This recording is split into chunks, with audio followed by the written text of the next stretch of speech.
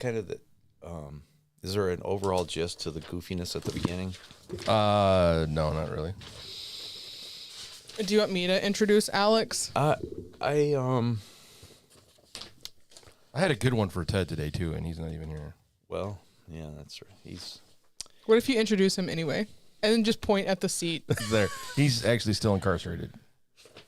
We were going to introduce Ted, but he's actually still in a nice facility. Nice facility in Canada. He's never been let loose yet. They're I'm trying to interrogating think of him. something about your wife being gone. It's bad. His new best friend is ChatGPT, and his dogs are now his full-time therapists. I asked ChatGPT questions about my life. He now has full-blown conversations with ChatGPT, and his dogs are now certified therapists. Pastor Alex Norton. All right, I'll come up with it. All right. Okay. We got to make sure that the recording of our faces works this time. Yeah, that was my fault. Okay. That was totally my fault. It's cool, but it's always funnier when you get to see our facial expressions, and Peach is over there like judging us silently when we're talking. He's like, It was kind of quiet last week. I yeah. guess. People are like, okay, so this part PG doesn't want to get into this part because there's something in there that he doesn't want to talk about. Many parts, all of the parts of the podcast, Peach doesn't want to get into. We're like, yeah, we don't bug him until we get done with her. And then he's like, what did you say again? It's anonymity. All right, here we go.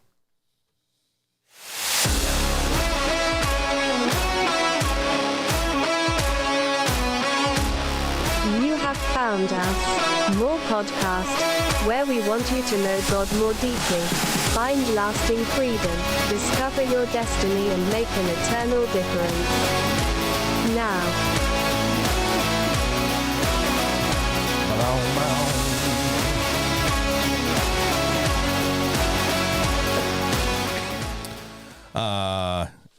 You're not dressed like ready for a tennis match today. I am actually. Are you? You've never seen tennis pants before? I have not. Do I look like I don't look like a very sporting person, so. You look like a janitor. I am. All right. I just part-time. All right. Well. Part-time. That's how I make my extra money is janitoring. What is that word? Janitoring. And then Peach over here looks like somebody's thug granddaddy. Yeah, I was out and about picking up stumps this morning. Were you? Yeah, I had a wonderful friend give me some wood that needed to be carried home, and it was really big and really barky. What was that wood that we were so excited about yesterday? Yesterday, we found out the mystery. So someone gave me some black walnut. Oh. And but we discovered it. They put it in a place I told them not. I didn't tell them to put it there. I told them to put it someplace else. Right. And so when it showed up in the other location, we thought it was this mystery wood, but we've come to the bottom of it. It was given by that same person, so it's all good. And I rushed over there and got it. But Mr. Budnick hid it so nobody else would take it, so I thought it was stolen already.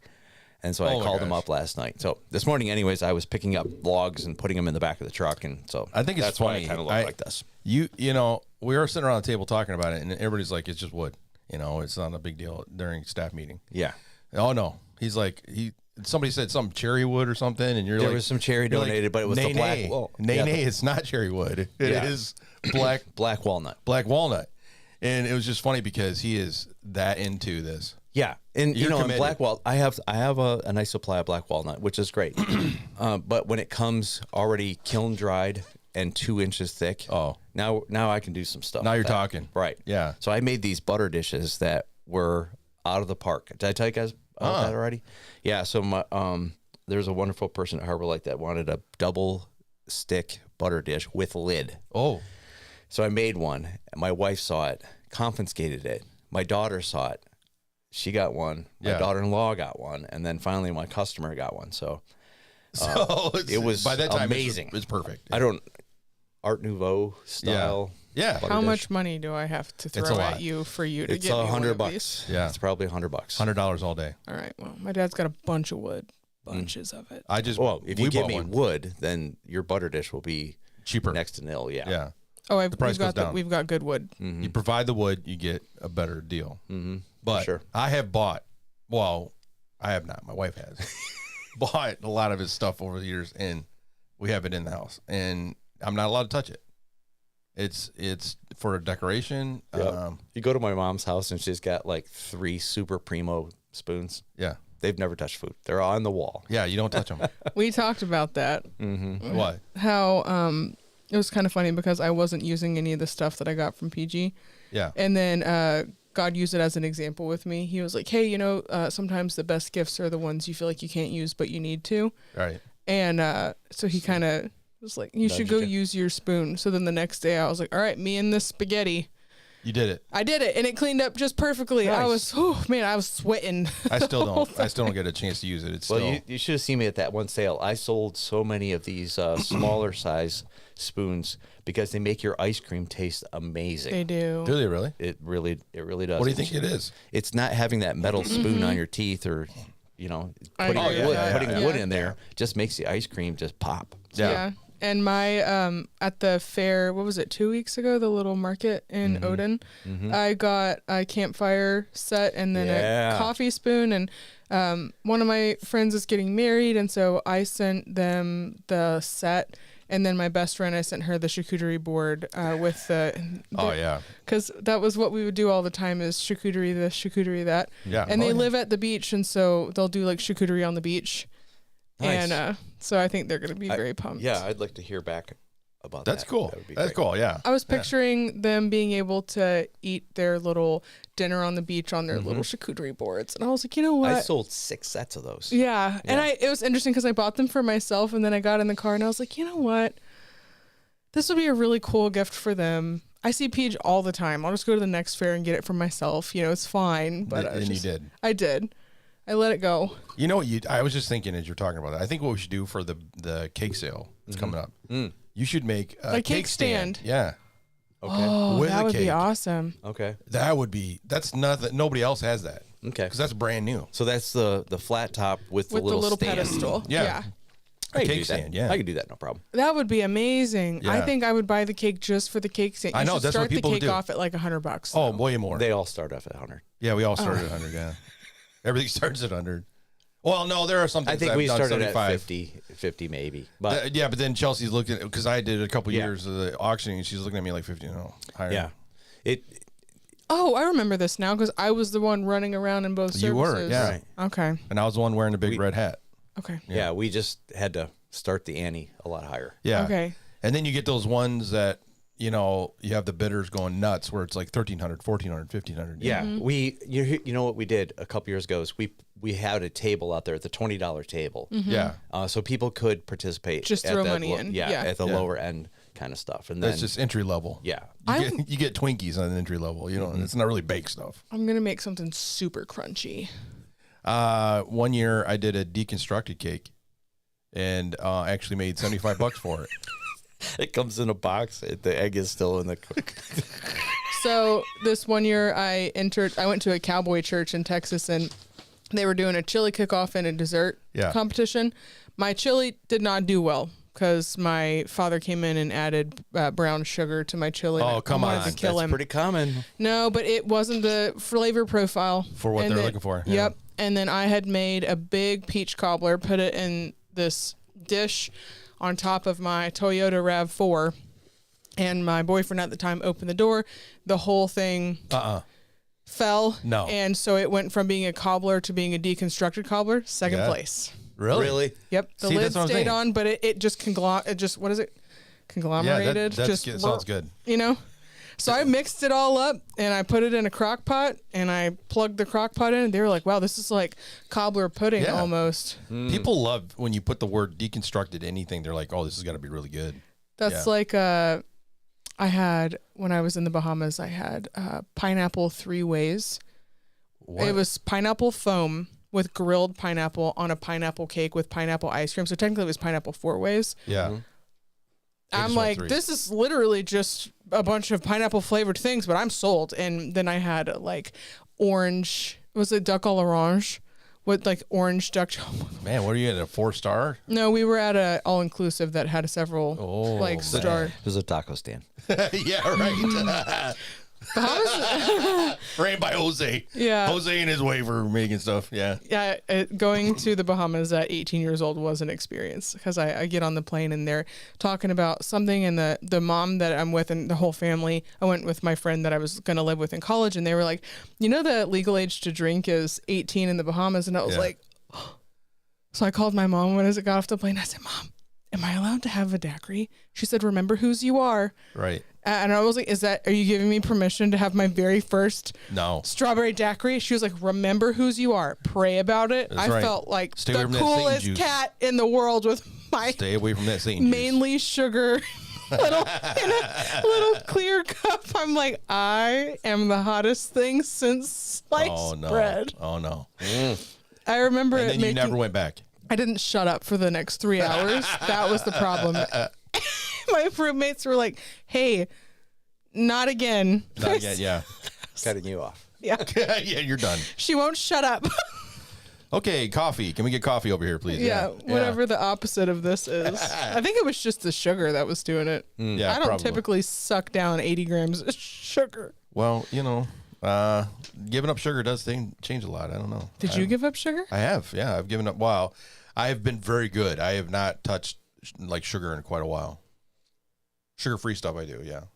But not like the white cocaine sugar. Yeah, I don't do that much anymore. Okay. I've given it up. Yeah.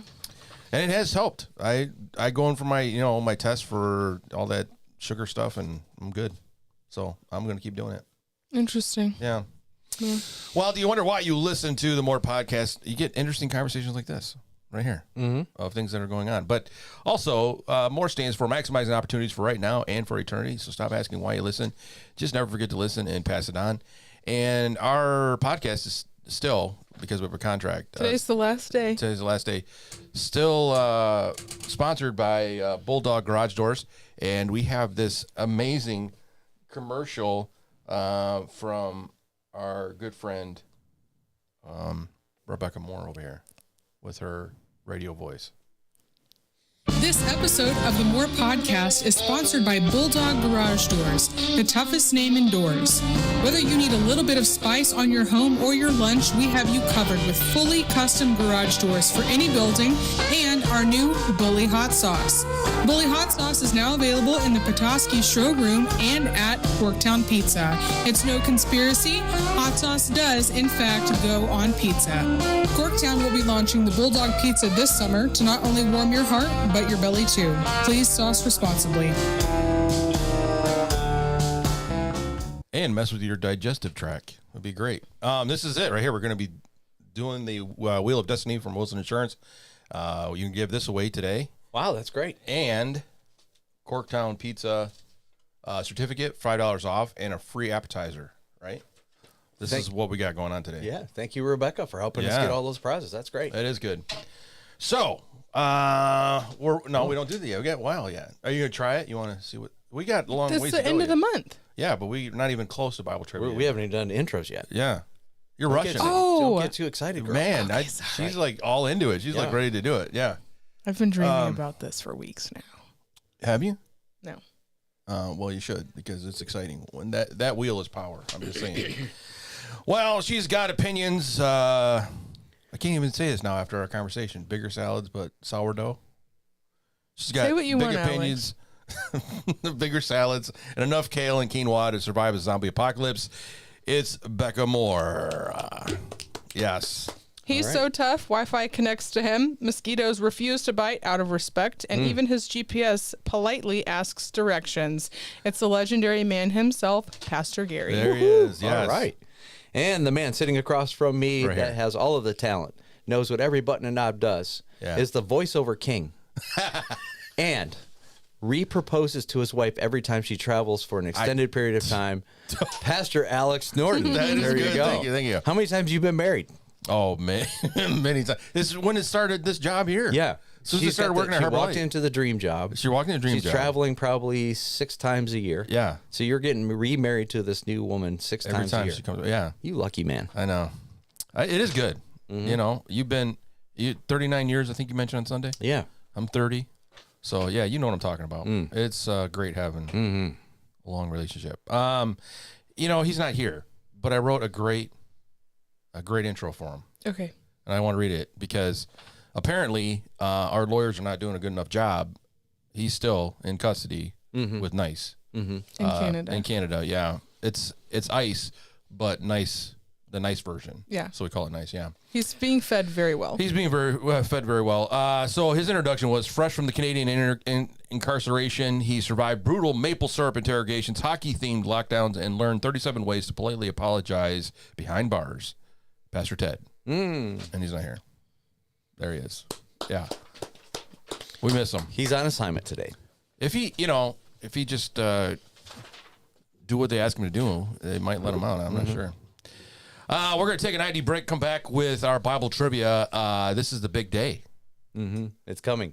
Get ready. And I think you got your little spinner wheel ready Rebecca, to go. you're working on your finger motion there. Rebecca is going to spin the wheel in place of Ted, which is normally his job. Right. But she's got to stand in because he's not here. He's still in Canadian jail. So we're taking an ID break and be right back.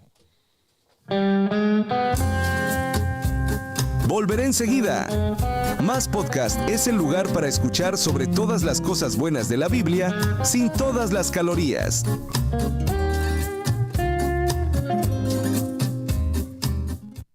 It's so funny. On Sunday, some friends of mine come back from Colombia. They're friends of Rockies that I've gotten to know over the last couple of years. They can't really speak English, period. I mean, it's really, really hard for them. And so we're standing there during the welcome time, and we're trying to talk. You know, a lot of it's kind of like hand motions, you know. And then she pulls out her phone and she's like, I can translate here. Nice. So she's trying to translate, but at the same time, people around her are talking. Oh, so in it's English. all getting So in it's there? all getting in there. And so the conversation was really awkward and weird because she's like, what? You know, like, what are you, what? And I'm like, no, I didn't say that. Somebody else did. So I'm like, put it up my, it's hilarious. Those translators are great. Yes, they are. I was sitting behind her the last time she was here. Yeah. And during Page's sermon, she was just sitting there with her phone like this, and it was translating his sermon while she was sitting there. Yeah, it's pretty cool. That's pretty awesome. nice. Yeah, my wife has stepped up her game. She has headphones that she wears now that translate for her. Okay. And so she's over in Poland and she's got them in her ear and she can hear whatever he's saying. That's great. I said, she swears that the place that she gets her nails done, they're talking about her. I said, just wear those. Right. And just sit there and just listen to what they're saying. Yeah. Then you'll know Right. what they're saying about you. And she's like, I swear they're saying stuff about me. I know it. Well, Yeah. yeah. You don't want to know. I don't think I want to know either. There's a couple of nail salons in Colorado that part of their pitch was still Asian owned, but they said we will speak English the entire time. Thank God. Which honestly, that was kind of a sweet gig, Yeah. Because I Well, would go and the girl that I would get my nails done, her name was Dee Dee, and she would speak English to me the whole time. And I was like, thank you, because it's nice to be able to have a conversation with you. Right. And not have you talking quietly to your friends the entire time, because then I'm just awkwardly sitting there dissociating, trying to not be bored to death. Did you ever for get 45 one of those minutes. pedicures? I have not. I've never had anybody touch my feet. gosh, Remember yeah. his toe yeah, thing? Yeah. I'm so sorry. You're missing out on a part of life. Pedicures are amazing. There is a special section in heaven where you get your feet rubbed. Yeah. Mm-hmm. They And do I'm that gonna too? be in there. Yeah. I don't love them. My favorite thing, even more than the foot rub, is they'll do like the phalange massage where they stretch your fingers. What? And they do the pressure points on I think I carry stress in my hands maybe, but they'll do the palm, and by the time I'm done, it's it's amazing. Let me tell you, Alex, if you ever go, if you get a manicure, they start about the elbow and work down. Really? Great.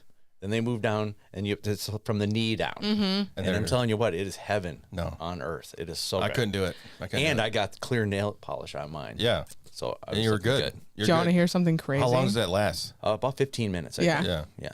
Okay, so one of my friends was a massage therapist in Colorado. Excellent. She worked with a lot of golfers because she was really good at relieving pain after injury and helping with tightness. And I would walk in front of her and she would be like, I need to massage you. Your right hip is not moving how it should. And I'm like, oh, is that why my swing sucks? And she was like, probably not, but we'll give you a massage anyway.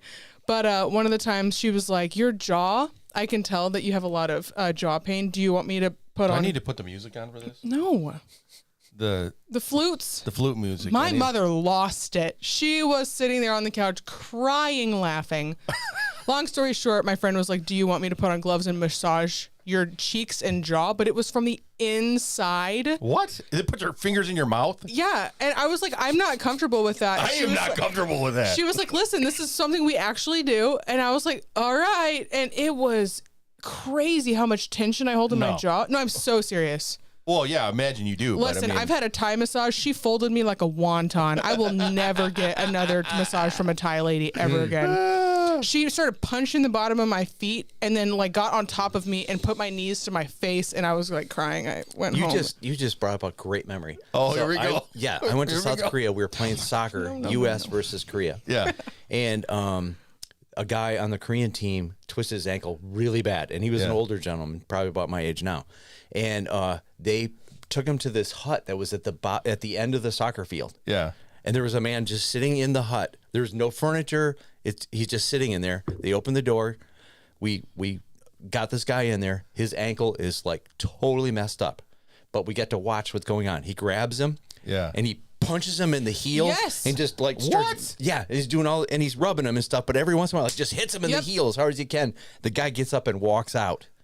yeah. I am telling you, it was No way. right next to miraculous. She's on speakerphone while she's massaging me, speaking a different language, picks up my foot and just punches it. It's serious, That man. sounds like Punches that sounds it. like abuse. That's like borderline abuse. But I'll tell Well- you what, that man Yeah. walked out of that thing. I just couldn't believe it because I've seen a Beat lot you of up. ankle injuries in my life. Yeah. I get, maybe we're just too soft here in the States. We Right. Just, yeah. They sleep on hard beds with heat because they want your Yeah. like they say it's healthier for you. I'm not saying that they're wrong because the problem is they're probably right, but I, as an American, am too soft for that. yeah. I don't want to smell what my feet look like. Just Yeah. do not. My feet don't belong up here. Hey, well, I went to Indonesia and Amy got me a massage there, and I'm like, I'm really particular about that. I'm like, don't leave the room, stay right here, because it's all women that do it, and I'm like, I'm not really into this. That's All of a true. sudden, this woman climbs up on this thing and stands on my back, and she's using her heels and her feet to do my back, and I'm like, this is crazy. Then this is the part that got me. They wanted to take my socks off, and I'm like, do not touch my socks. And they were arguing with me, like, no, we can't do it good if you don't take your socks off. I'm like, leave my socks on. That was the whole thing. And my wife's like, listen, he doesn't want his socks off. You just do what you can. See, that's the thing is that I'm like, if I was a man getting massaged by a woman, I would be uncomfortable because if a man tried to massage me, yeah. Listen, I would be uncomfortable. If it's my wife's in the room, Yeah. I don't. Yeah. But you know what's more uncomfortable is having a man massage you. Really? For a man and a man, yeah, that's weird. Really? Absolutely. Yeah, but I don't freak know. out people at Harbor Light because they give little shoulder massages before service and stuff like that. And some guys are like, "Oh, he's touching me." Why is he doing that?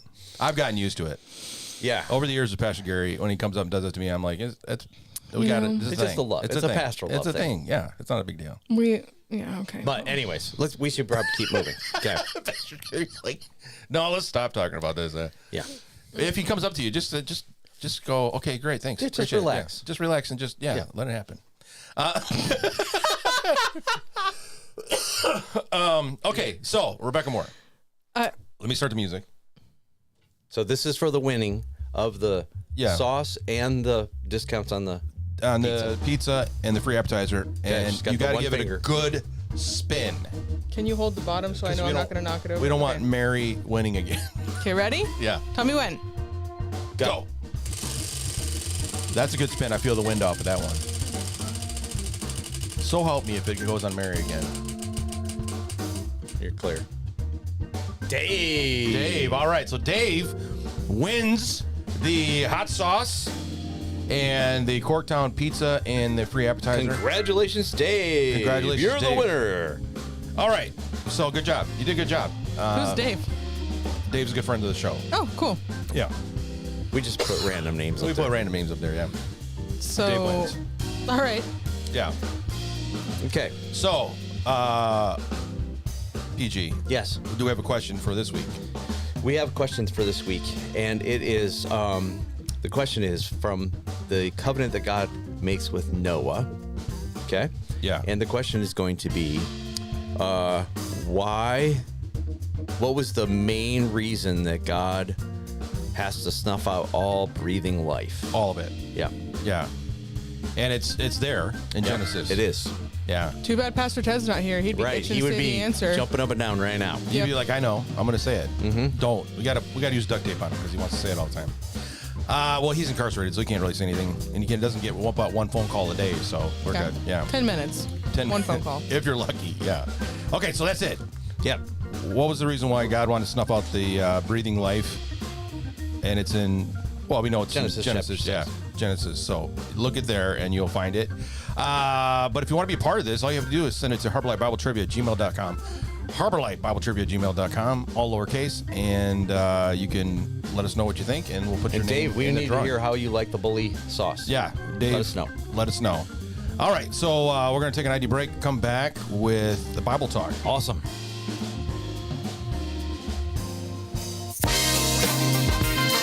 우리는 소음을 가져오고 있습니다. 진정해, 내가 바로 돌아올게. 더 많은 팟캐스트를 듣고 계십니다. 3명의 목사와 독단적인 한 여성이 당신에게 예수에 대해 말하고 있습니다.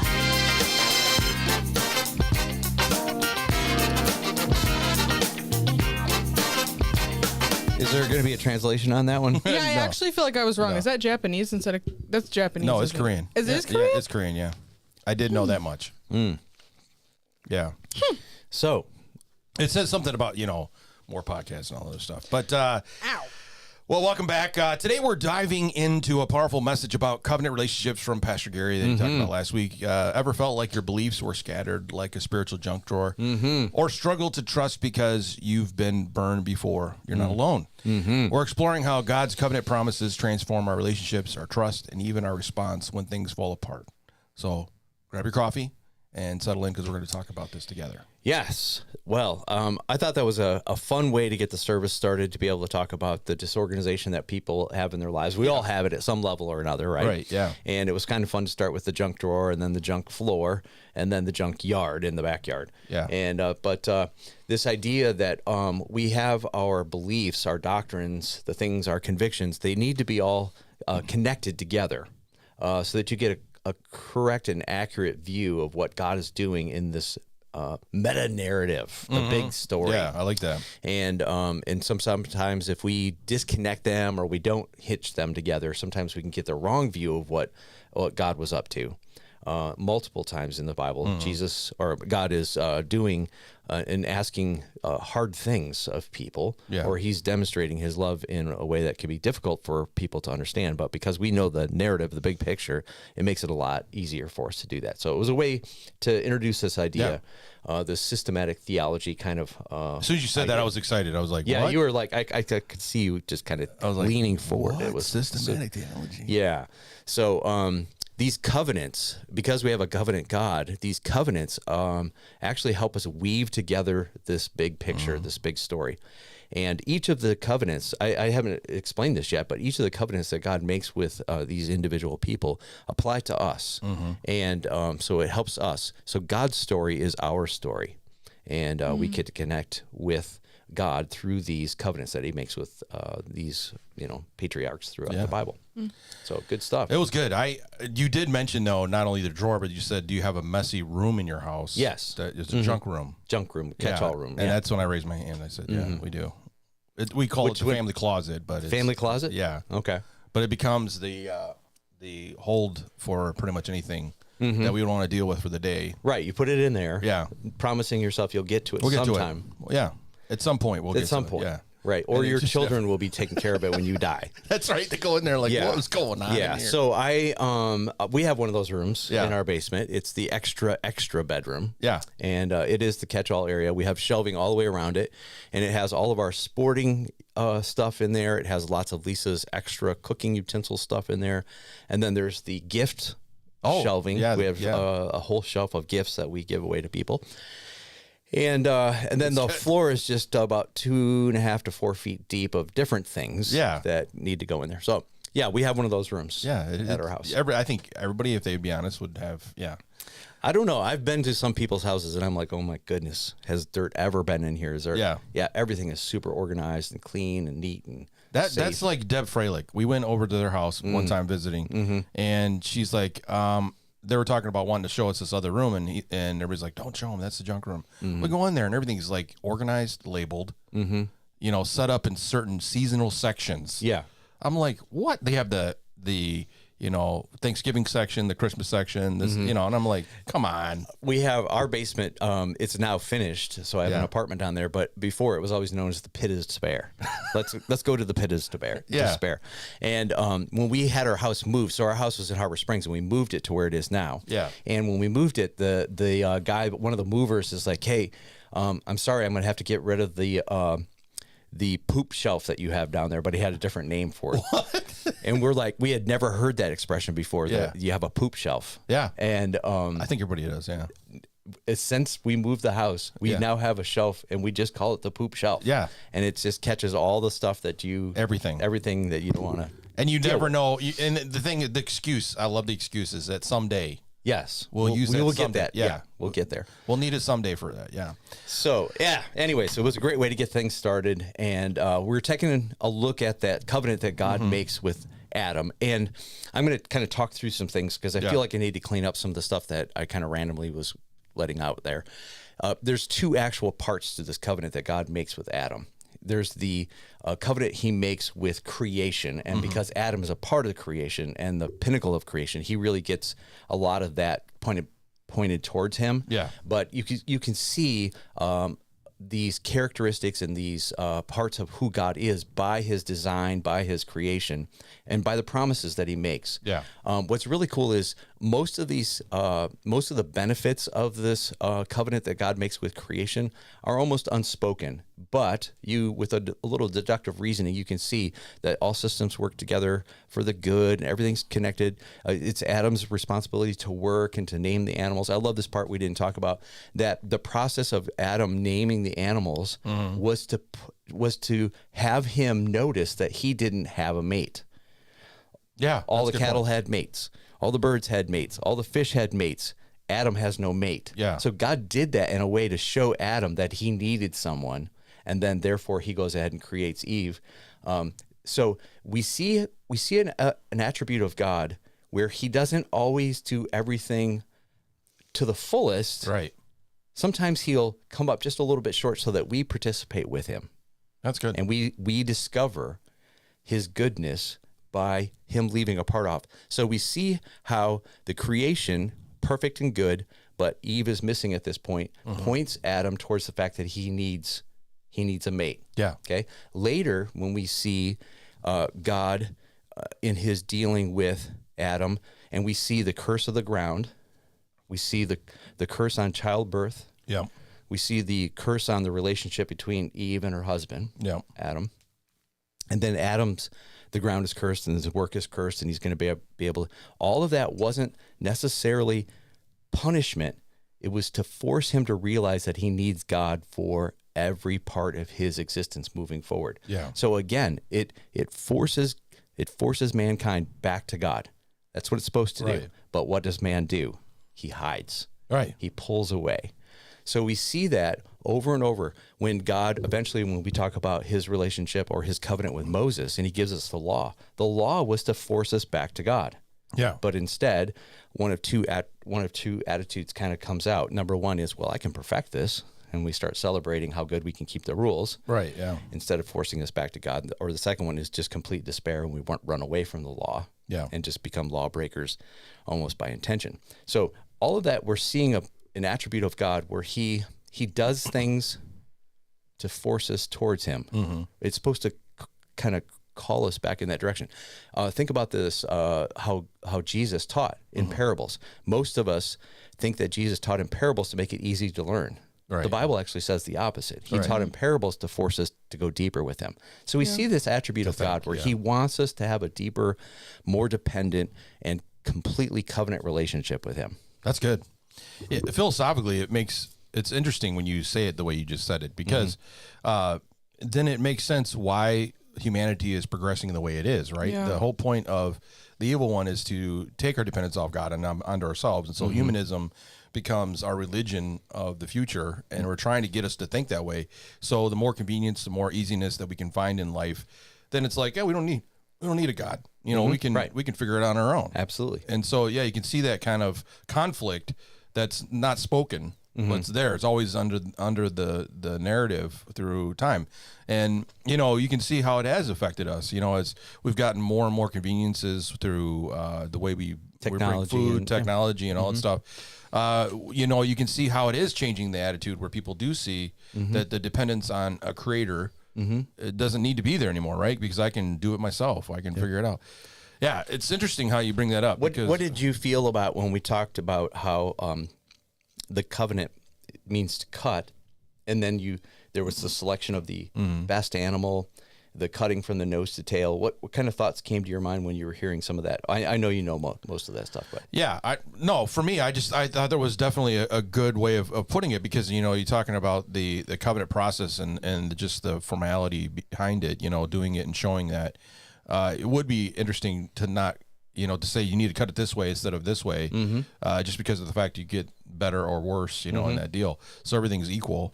The only one that came to my mind right away was Abraham, you know, the covenant God made with him. Yeah. And of course that was a vision that he was having at that moment when he was going through it. But it is interesting to see how God was making very clear how covenants work, you know, and how that happens. And then obviously the blood part of it, you know, being foreshadowing of Jesus Christ. Yeah. You know, when we talk about covenants now, it is interesting. Like, we throw that word around, and even I probably would imagine, as you're talking about it on Sunday, covenant and contract, there's not a lot of room and a lot of space between those things as far as people are concerned. Covenant seems like a very religious term for a contract, but there's a vast difference between the two, which you brought up on Sunday. Which was that relationship aspect, right? So a covenant's based on trust.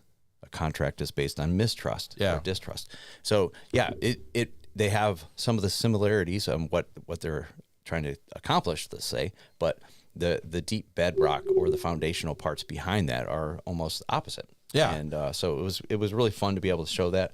There's a lot of double speak in there, right? Yeah. I mean, I think the evil one definitely wants the double speak to happen, because you want somebody to think that the contract is the same as a covenant. And again, getting back to the narrative in our society today, it does make sense why people think it's just a paper. Yeah. Right? We've heard that many times. Why do I need to have a covenant marriage? Right. It's just a piece of paper. Sure. We've already moved in that direction. We started moving in this idea that it's not a big deal. It's not any different. And then, you know, it's interesting when you have premarital counseling with people. You've ran into it as much as I have. People do look at it like a contract. Like, you know, I want my wife to do this and I'll do this. And if she doesn't do this, then I think I got the right to walk away. And then we have to do marital counseling later on because it's not working. Right. Those are the same arguments that come up, is that it's not a big deal. Yeah, because you don't have that bedrock underneath that relationship, then there's already cracks in the foundation. And the moment when any water damage or pressures or storms come into your life, then it's going to collapse because you don't have the right foundation. I really love that point that we made, that, you know, a covenant has the I will statements. Right. The contract has the if then statements. Yeah. And, you know, so Sunday morning, you know, I'm making eye contact with people who are recently divorced, going through difficult situations right now. You know, and you can see these tears welling up in their eyes because they realize that they have made a vow that they're to keep their end of the deal, whether the other person does or not. Yeah. And that's where the rubber meets the road and where it gets tough, because most people feel like the if-then statement, you didn't do what you promised, therefore I am off, you know, then I can get off. Right. And that's not how it works. And that's a tough subject, you know, because, you know, you have people that have left relationships for whatever reasons. And, you know, and we want to couch it in the idea of the contract situation. And that seems to be most people's arguments when they want to leave a relationship or they want to walk away. And, you know, my wife and I were talking about the idea of the covenant thing. And it's like, the issue is that when the other person is not fulfilling their obligation, the other person still is committed to the original agreement. And that is hard. That is hard, especially if the situation is not moving in the direction you want. Of course, we're not talking about infidelity and all that stuff. We're talking about the things that we use for excuses, like I've fallen out of love, or I just don't feel like they're into me like they used to be. Those are the big arguments of our day. Yeah. And those are the reasons why people use these excuses. But even jumping back to the infidelity, look at the words that Jesus said when they're like, hey, Moses gave us permission to write our spouse a letter of divorce. And he said, because of your hard hearts, Moses relented. Yeah. Right. So even in a situation where it's super painful and rejection's at an all-time high, when there's infidelity, God still holds us to the covenant aspects of it, Yeah. even though there's an option. an option out, Yeah. but that wasn't given. That wasn't the intention from the beginning. Yeah. That's Right. even hard to hear, isn't it? It is. That, God calls us to that high standard. But what it comes down to is this idea of, it really is an example of God wanting us to understand grace and mercy the way he understands it. Right? I mean, it is bad when somebody does those things against you, but at the same time, God's grace and mercy looks at our situation where we constantly keep making the same mistake over and over again. Says, I forgive you if you ask forgiveness. And in our marriages, we're like, nope, one and done. You did it. You messed up. I'm out of here. And so we have not learned that aspect of God's character, but it is something that God wants us to understand. And, I don't know if I should really say this too much, but we should probably slow down a whole bunch before we get married, Right. because we are making a covenant with someone, and you better know exactly what you're getting, right? Yeah. Before you do that. So many of us will end up sleeping around, finding a hot number that really turns our crank, and then we get married, and we haven't really established the type of relationship that God's really Right. looking for. Yeah.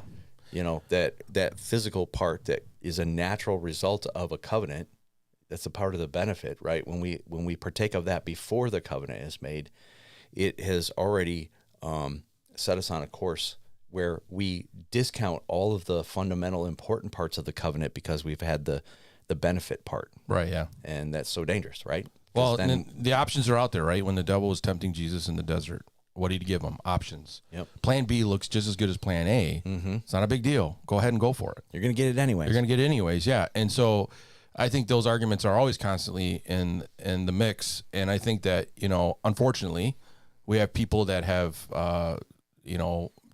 champion those ideas in the church and leadership, and it's not good. And it's not good. And I think you're right. I think when you're talking about getting married, it is something where you say, listen, hey, this is a big deal. Yeah. And I don't think that big deal conversation kind of sinks in sometimes. I think people are like, for the time it's great. I love them and this is great. But what are you going to do in the times that it's not good, right? Because the thing that we say during your wedding ceremony is until death do you part, goodness and good times and bad times, and sickness and in health. Right. I've unfortunately had situations where I've had to counsel people where they're like, you know what, my wife is, senile, she's lost it, and I think I have the out. I think I should be able to leave. And you're like, no, this is when the covenant kicks in, and you're like, you have to, you need to For be there worse, for for poor, and sickness. right. Yeah, you don't just get to opt out because it's not convenient. That's the thing that just like totally train wrecks most people's idea of what marriage is based on. Right. Marriage is not based on love at all. No. It's It's a component. Yeah. It's a benefit. Yeah. You don't want it to be based on love. You want it Right. to be based on a covenant and a commitment, right? Yeah. Because love is a feeling, and feelings change. Right. Emotions change. Yeah. All those That's things. where I know this is crazy talk, but 75% of the rest of the world has arranged marriages, Yeah. and they work out pretty good. Yeah. And we're all about, hey, I found my soulmate, because, Yeah. and then what's our divorce rate? It's in the It's church worse and than- outside the church. Yeah, it's worse than 50%. Yeah. If you put all the living together stuff. right. Yeah. It's all based on feelings. Because yeah. it's based on love. It's based on feelings. Yeah.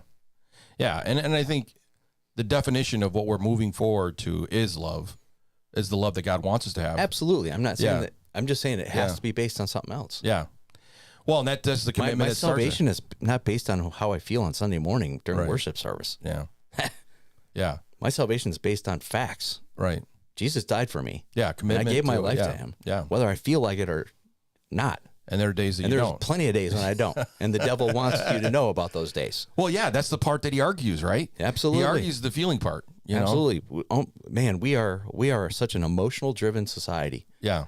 Our relationship with others, our relationship with our spouse, our relationship with God, it's all based on feelings. And that's the grenade that blows things up. Absolutely. Yeah, because what else do you have to hold on to when you're in that situation, right? And you're saying, I don't feel like I'm in love with this person anymore. I don't feel the fuzzies. I don't feel the new buzzword connection like I used to. I don't feel that connection anymore. Well, you know what? The connection is this covenant that you made when you said I do, Right. which is far more important than anything else. It is tough. My wife and I, and I'm sure you've had this conversation with Lisa Kay. It is tough. There are days, like you mentioned, there are days where you have not felt like being married or felt like it was the best thing ever because of the conversations or the hurdles or the issues. You know, and people will ask you, like, what kept you together?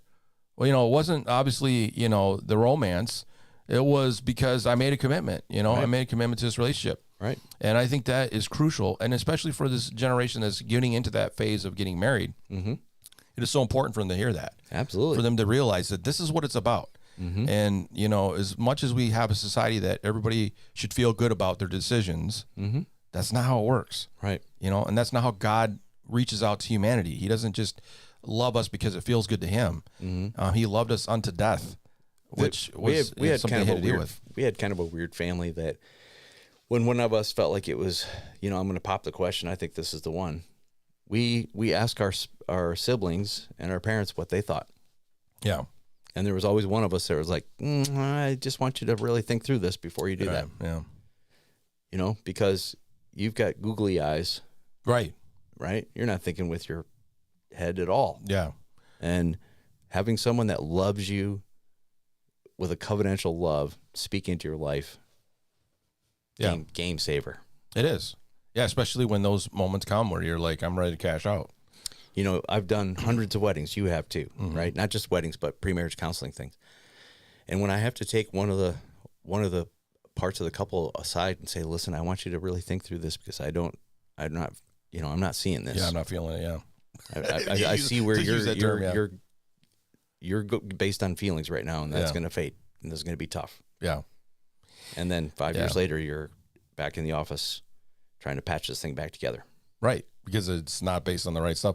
You know, you can tell. I always love this. This is a great litmus test. And when I find out that you start talking about finances in the relationship, how do the finances work in a relationship? And when they're like, well, he has his account and I have my account, I'm like, we're already in trouble. Yeah, absolutely. You've already missed the boat. You know, when you start thinking that way about something as simple as finances, you're already missing the boat. Yep. And that is part of our society today. I've had conversations with people, and it wasn't just the sex that was the issue that we were talking about. Yeah. Well, I've had a couple before where the man was, you know, it seemed like he had everything really put together, and the lady was struggling with all kinds of things, maybe from her past or whatever. I'm like, listen, I just want you to know, you feel like Superman right now because you're able to rescue her from all of her problems. Right. But this is going to wear out. Yeah. This I'm the knight in shining armor. It's going to wear out. Yeah. What are you going to do when you need it? Yep. You know, what are you going to do? 7 years later, they're not married anymore because he got tired of being rescuer. Yeah. Yeah, it's not the way God intended it. And that's an unfortunate conversation that people are not willing to have. And if they would have it and think about it more, the sex is not even a factor. The romance is not even a factor. It is this person going to commit to me for life and all the things that life brings, all the different seasons. And that is a big deal. And, you know, the sad part is that commitment level is not something that always hits on the radar of people. I mean, I had a couple weddings last year where people were younger. They're in their mid-20s. And those conversations, whenever we got into those conversations about in premarital counseling, you know, how do you see this happening? What if, you know, Joe, whatever, he can't do it anymore? What if he, you know, has some physical, you know, something that happens? You know, what are you going to do? Are you going to take up the reins and help out and, you know, still be committed to him like you are apparently right now in this conversation?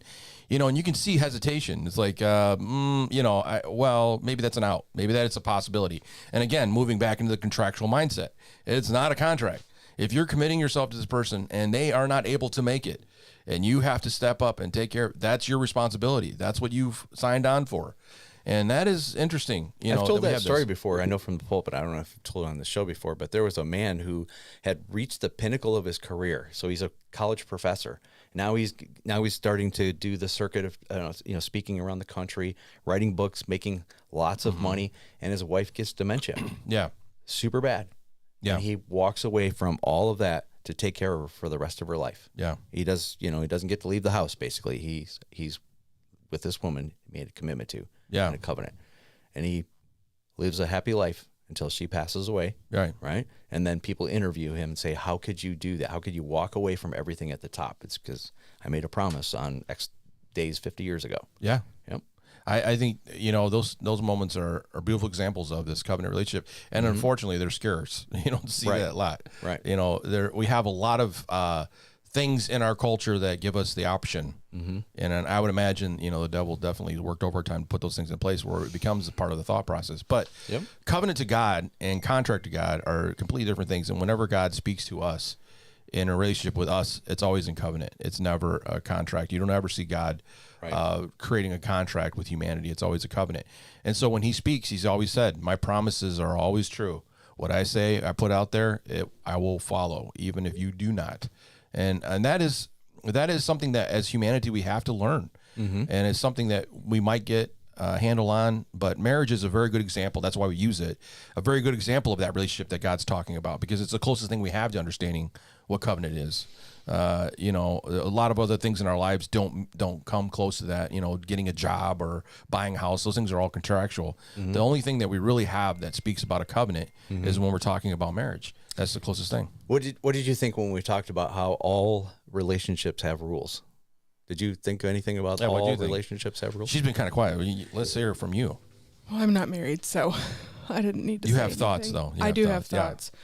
I find that interesting because there's one of the themes that God's had with me recently is understanding boundaries.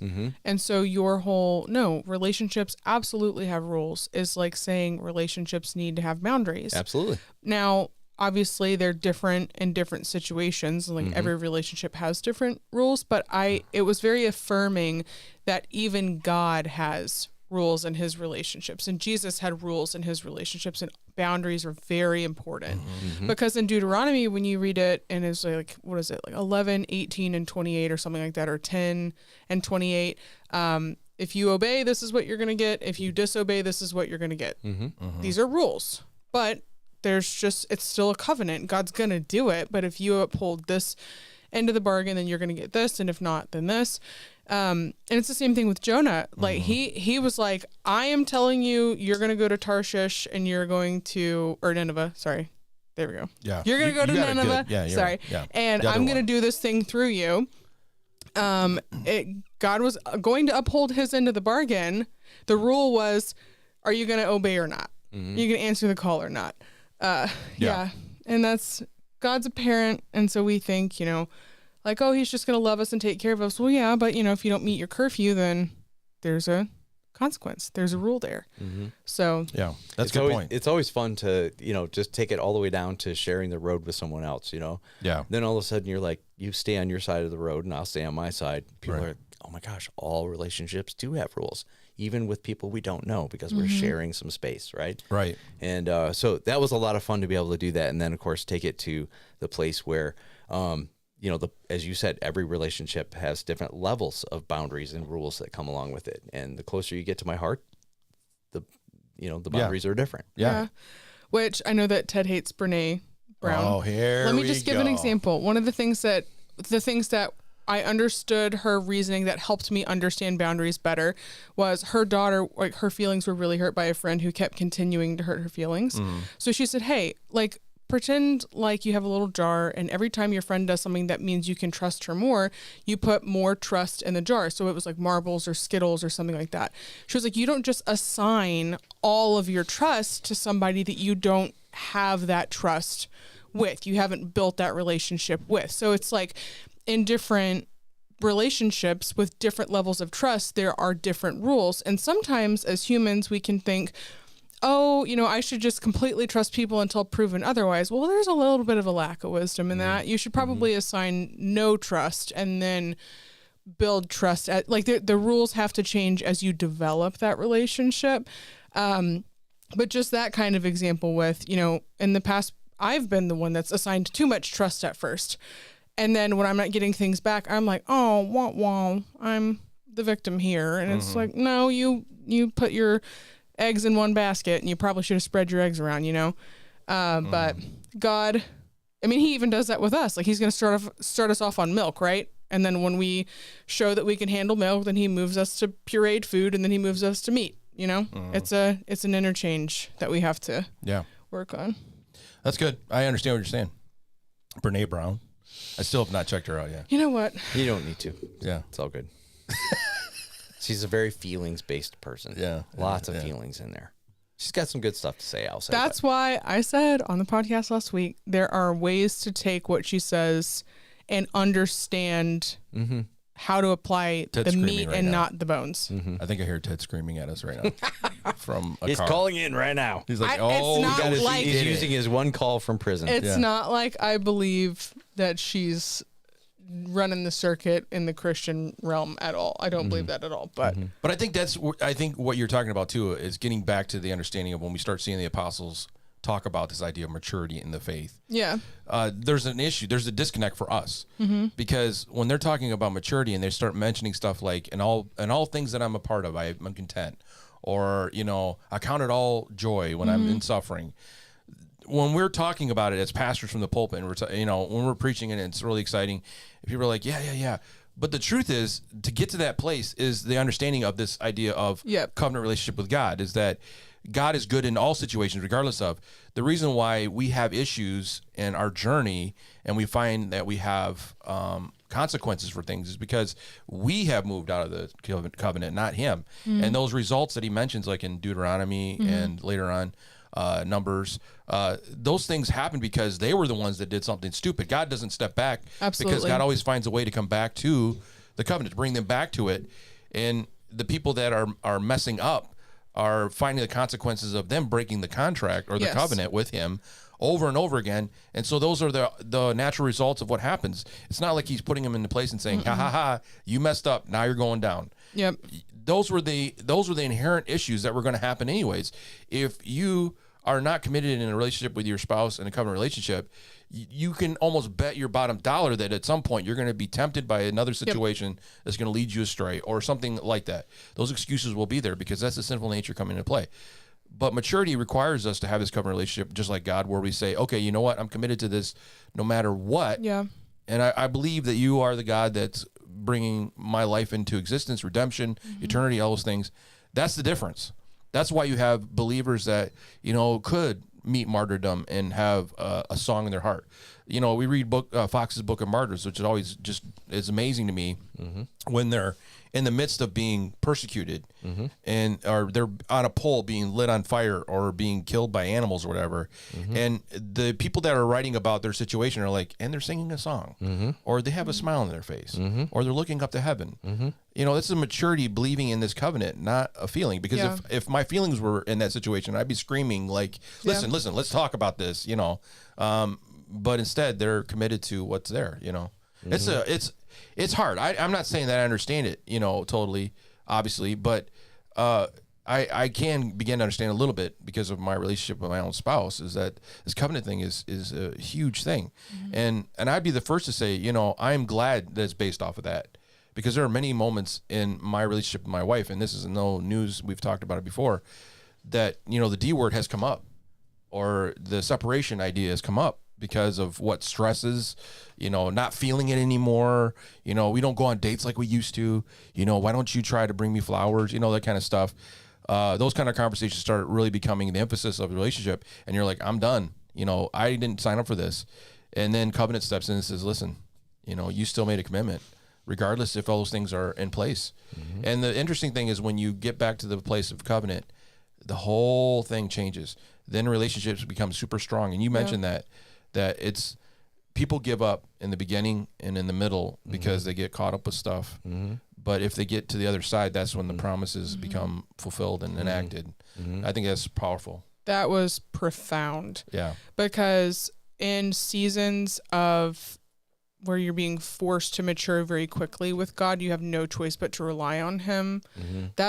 What you get on the other side of that. And I think you would have asked me 10 years ago, do you think you'll still be single at 28? I'd be like, no, I'm going to have like 3 kids by then.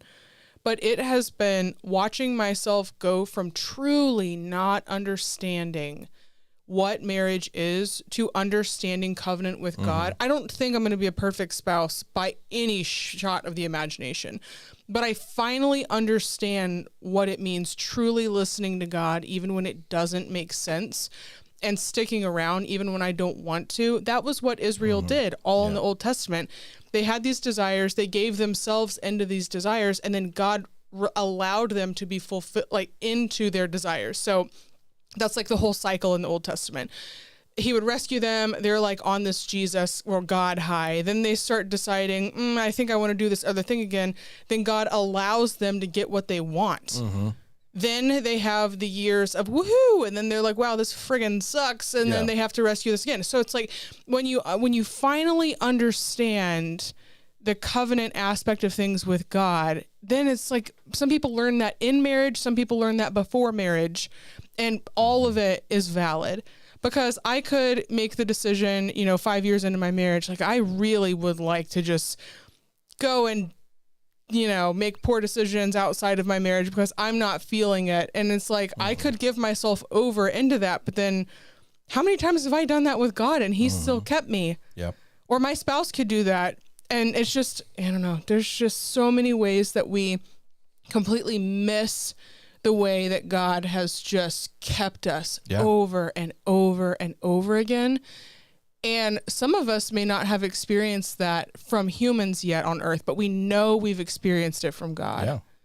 And I feel like it doesn't click. It's like Pastor Gary. He's like, we've got a junk drawer, but we need to put the pieces together and realize your whole life is God keeping covenant. Your whole life up to this point is God continuing to keep covenant. I think it's so cool because I think if you ever want to make the next step in your faith journey and understand what it is to have grace and mercy and forgiveness, then you have to understand covenant. Yes. And if you want to understand trust, real trust, you have to understand covenant, because trust is not a feeling word. Trust is a part of the agreement that is there in the covenant that's never shakable. Because like when I'm with somebody or I'm with my spouse and things aren't going the way it should, the trust that I have in covenant says, yeah, this is a really crappy day. I'm not being the best person I should be. But at the end of the day, I know that person's still committed to me and I can work through it and I can become better than what I was before. Yep. That's the progress that we start moving towards. And that's when we start seeing maturity. That's the kind of way God looks at us. If he constantly zapped us every time we did something wrong, absolutely, then we're never going to grow. We're just going to be in fear. Or zapped us every time we asked for healing. That's another thing. Yeah. We think that God needs to just snap his fingers and completely fix us of something, but allowing us to be tempted and to walk things out with him and to pursue the healing the long way, and for him not to walk away from us and to be able to be strengthened in these areas and producing endurance, like all of that is like the whole point. It's the whole point of all of it. Yeah.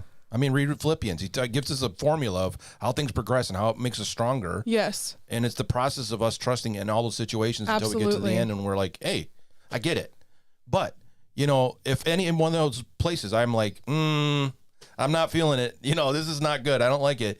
And you walk away from it, then what did you really gain from it? God's not going to walk away from you, but you are going to face the effects of your failure in abiding by that covenant. And I have this interesting, I don't know if it's an interesting belief system, it could be a hot take, that there are multiple points in our lives where we have the decision to obey and go, quote unquote, to the next level in our faith, or we have the decision to stay the same. All right. And I think that given the opportunity of continued obedience, being able to pursue the true depth of understanding God and obedience that costs something, God's always going to give you the option to say no. Yeah. Like for the times that he's gone to somebody and said, I want you to quit your job and start the business. And they say, I can't do that. I'm cool with just staying where I'm at. Yeah. That's completely fine. Like God's going to love you, but you're missing out on the opportunity to know God in a completely different light. When you're just like bare all in front of him, fine, you take it, you can have it, like whatever you want, I'll do it. That is where you really see the fruit of a Christian life. I mean, I don't want to get martyred. Right, yeah. No, I would prefer to not but can you imagine being able to see somebody that made their faith so much of a point in their life that they were? Yeah. Even if it's just being persecuted. Right. Like the people that are being persecuted by the media for standing up for truth and all this kind of stuff. It's just persecution to be able to receive it and say, no, God is still in control. Yeah. That's good. That's good. PG, we're at the end of our time. Let's just talk about one more thing real kind of quickly because it was the climax of the talk. So Adam and Eve are kicked out of the garden. Yes. And the reasoning behind being kicked out, what did you think about that? So that they don't go back and eat from the tree a tree of life. Yeah. So can you You've explain seen that? that before, yeah. Yeah. As a matter of fact, I can. Okay. Here All we right. go. So when you take a look at those last 4 verses in Genesis chapter 3, he says the Godhead is speaking to each other, and they're saying, look, their eyes are not open. They're just like we are, knowing good and evil. All right. So they've lost their innocence. If they go back and eat from the tree of life, they will live forever. So they would have been immortal in the flesh? Immortal in their death, right? Okay. Yes. I know that's a little bit hard to say. Would but that have been like permanent separation from heaven? yes, and Okay. God. So it literally is the wink to what hell is. Yeah. Hell is separation from God in torment, in death. You die forever. If they eat from the tree of life after they have eaten from the tree of the knowledge of good and evil, the redemptive power of Jesus will have no effect on them. Yeah. It's a perpetual. So it's like perpetual death. blasphemy, which is the permanent denial of Holy Spirit, is like I don't know about that, but it's really like what you're saying. It's really a perpetual issue of them being kind of like being approved to do whatever the flesh wants to do for the rest of their life, and that with the power of Jesus won't be able to save them. Yeah. And that's the thing is like they would have never been able to find possible redemption. Correct. And they would have never wanted it, right? Because they can live forever. They can do whatever they want to do in themselves. And that is, there's no judgment then. There's no judgment. There's no point where there is God saying to them, I have to deal with this. Yeah, I think maybe, and this might be just, words that we're using, but they've already been judged. By being kicked out. Exactly. Yeah. They've already been judged because now death has set in. Right. So they're going to be constantly dying forever and ever and ever, which is a wink to hell. Yeah. And so they have to remove them. And so it's not punishment, it's protection. Yeah. How many times does God allow things to happen in our lives that is actually protection and not punishment? Right. Do you think the Garden of Eden is still somewhere on Earth? That's a great question. There we go. That's a great Conspiracy question. theory. Yeah. Thoughts, Alex? Well, you want my Harbor Light thought or my heretic thought? Well, because the flood would have maybe wiped it out, but it's a heavenly place on Earth, so maybe There's it's a lot of still things there. that the flood wiped out, but that are there. It's yeah. both. Yeah. It's both a spiritual thing. Yeah. You don't guard. Do you think it was like a dimension maybe then? I believe that there's some dimensional aspects Yeah. to it Okay. for sure. Well, I mean, the Bible's very specific to give us a geological location Right. of where this was based on rivers and things But in there. unfortunately, the flood does change the direction of. Yeah. So there's not one of the rivers doesn't even exist Right. anymore. Right.